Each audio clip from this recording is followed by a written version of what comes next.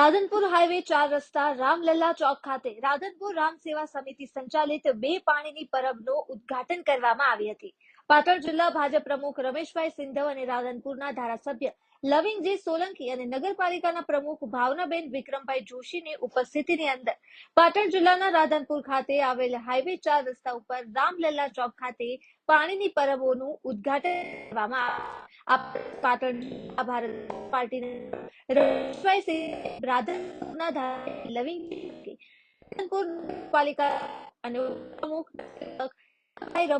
અને જોશી અને રામ સમિતિ પ્રક્ષિણી સુરભી ગૌશાળાના ભાઈ અને વિનોદ કોકલા, ડોક્ટર ભાઈ અને બિલ્ડર ઠક્કર, શહેર ભાજપ પ્રમુખ રાજુભાઈ ઠક્કર અને અન્ય મહાનુભાવોની ઉપસ્થિતિની અંદર રાધનપુર ખાતે સૌજન્ય સ્વ મણિબેન રઘુરામભાઈ ઠક્કર પૂજારાના અને સ્વર્ગવાસી આનંદ રામ કરસનભાઈ કારિયાના હસ્તે દીપચંદભાઈ અને દિનેશભાઈ અને દશરથભાઈ અને રાધનપુરના જાણીતા બિલ્ડર રઘુરામભાઈ ઠક્કર અને મહેશભાઈ ઠક્કર દ્વારા રાધનપુર હાઈવે ઉપર શ્રી રામ સેવા સમિતિ દ્વારા પાણીની પરબો અને વિસામોનું ઉદ્ઘાટન કરવામાં આવ્યો.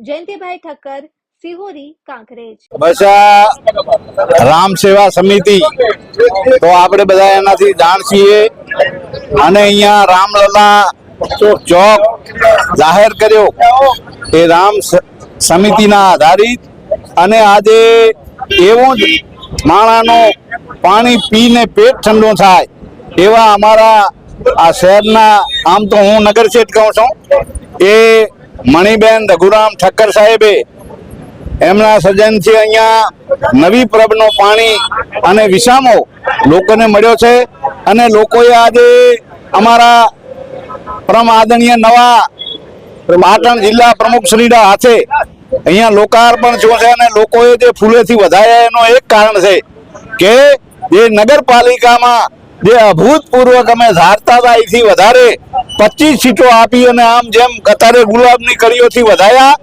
એમ લોકોએ વધાયા છે. દરેક સમાજના લોકો સાથે મળીને એ કાર્ય કર્યું છે.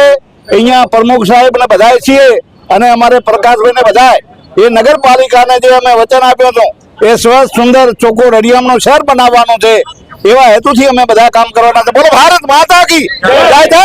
દ્વારા રાધનપુર નગરમાં અલગ અલગ પ્રકારના ખૂબ કામો ચાલુ હોય છે. આજ રોજ રાધનપુર શહેરની અંદર પ્રથમ વખત જિલ્લાના નવા વરાયેલા રમેશભાઈ સિંધવ સાહેબ પધારવાના હતા જિલ્લા પ્રમુખ તરીકે. તો એમના સન્માનમાં, એમના સ્વાગતમાં શ્રી રામ સેવા સમિતિ દ્વારા બે પર્વોનું ઉદ્ઘાટન અને એમાં પણ દાતાઓ શ્રી રઘુરામભાઈ ઠક્કર અને દીપચંદભાઈ ઠક્કરનો સાથ સહકાર મળી રહ્યો અને અમારી ટીમ અને અમે આજે રાધનપુર નગરની અંદર રમેશભાઈ સિંધવ સાહેબને આવકારીએ છીએ. ધારાસભ્ય શ્રી, રાધનપુર નગરપાલિકાની આખી ટીમ, ભારતીય જનતા પાર્ટીની આખી ટીમ અને ગામજનોને આજે અમે આવકારું છું અને ખૂબ ખૂબ આભાર માનું છું. અસ્તુ.